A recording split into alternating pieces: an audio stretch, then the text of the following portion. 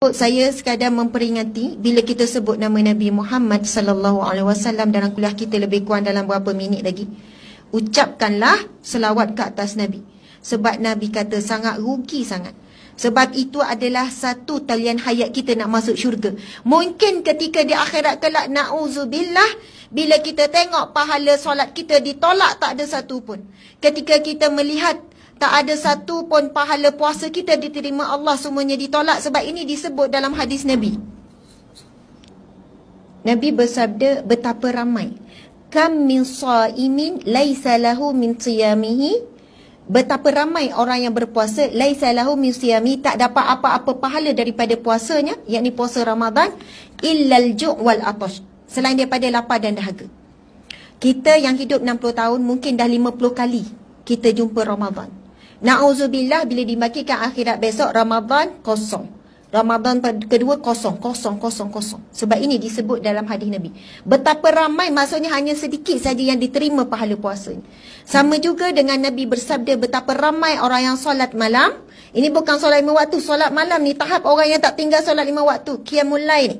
Tapi tidak ada apa-apa pahala baginya melainkan letih dan mengantuk. Sebab itu kita tak boleh menerima amalan kita sendiri. Dah buat-buat, insya-Allah kita yang confirm terima. Na'udzubillahi min zalik.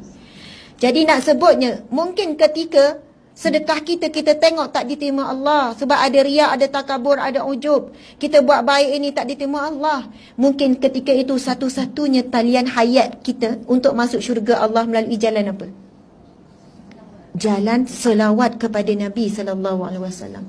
Sebab para ulama mengatakan, satu amalan yang tidak akan ditolak oleh Allah walaupun dilakukan tanpa khusyuk ataupun tanpa ikhlas.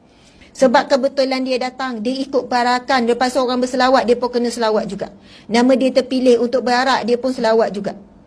Satu amalan yang tidak akan ditolak oleh Allah walaupun dilakukan dalam keadaan terpaksa, walaupun dilakukan dalam keadaan lalai, iaitu selawat kepada Nabi SAW. Sebab itu, kalaulah tak ada, semua ditolak oleh Allah, kita ada satu tali hayat, tapi dengan syarat orang yang sangat mencintai selawat.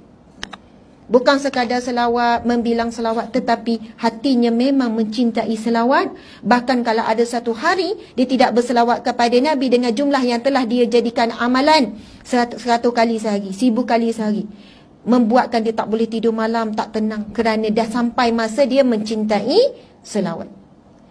Siapa yang ada ciri-ciri mencintai selawat ni? Yang mana dia ada rutin selawat, jumlah yang tertentu, yang dia tak pernah lalaikan setiap hari, mesti konsisten. Kita ada tak sampai tahap tu?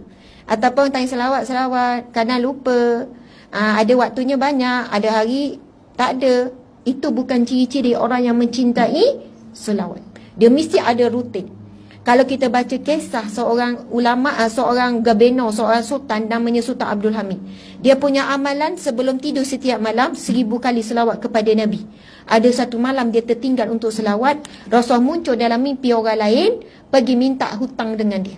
Dia tanya, apa sebab kamu minta hutang dengan aku? Aku tak pernah berhutang denganmu. Malam tadi Rasulullah muncul dalam mimpiku. Rasul kata, engkau telah berhutang dengan Rasulullah. Dia terus menangis.